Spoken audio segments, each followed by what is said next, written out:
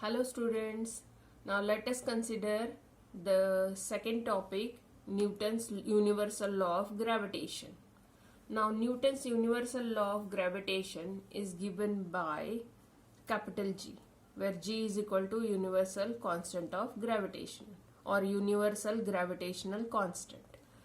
Now if you consider two objects, let mass of first object be m1 and mass of second object be m2.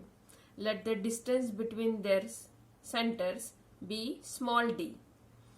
Now the force acting on these objects is given by the formula F is directly proportional to m1 m2 upon d square.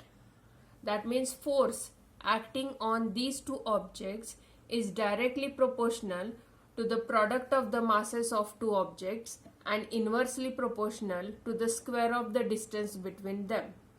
Now, if instead of proportionality sign we took equal to, then constant is capital G.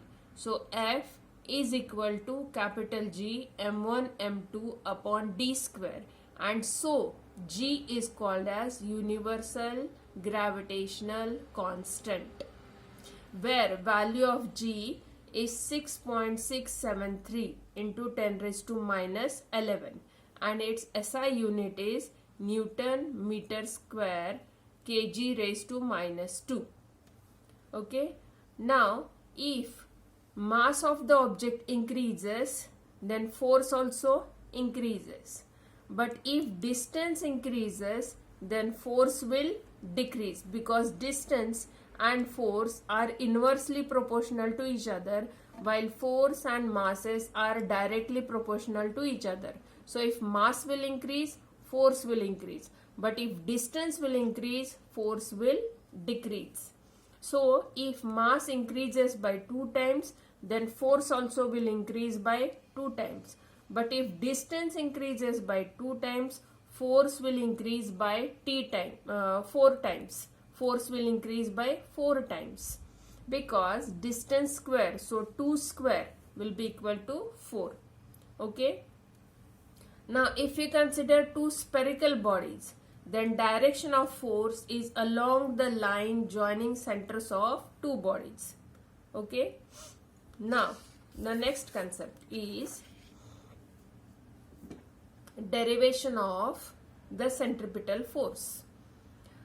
Now let us consider an object with mass m, speed v, and the force acting on the object as capital F, and distance between the object and the center is small r, that is radius.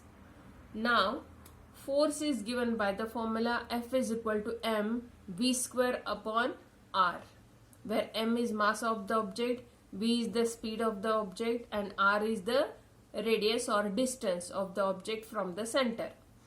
Now formula for speed is distance upon time. So v is equal to, what will be the distance covered by the planet? It will be equal to the circumference of the circle. So that is equal to 2 pi r, and time taken will be capital T. So formula will be v is equal to 2 pi r upon t. Now let us substitute this value of v in equation first. What you'll get? F is equal to m. Instead of v square, I'll write 2 pi r upon t whole bracket square upon r. Okay, this r. Now square this bracket. It will be m into 4 pi square r square upon t square into r. This t I have taken to the denominator, so it is written as t square. Now see this formula, what we'll get? F is equal to 4m pi square r square upon t square into r. Now from this r square and r, one r will get cancelled, so it will be 4m pi square r upon t square. Now multiply and divide by r square. So what you'll get? F is equal to 4m pi square r square into r will be r cube upon r square into t square. Now let us consider only this factor r cube upon t square. According to the Kepler's third law, t square upon r cube is k. So r cube upon t square will be 1 upon k.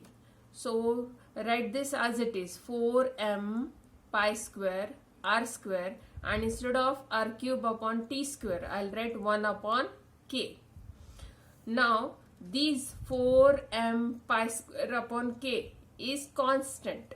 So f is directly proportional, inversely proportional to 1 upon r square. Hence, 4c, if you increase the distance between the planets, the force will decrease.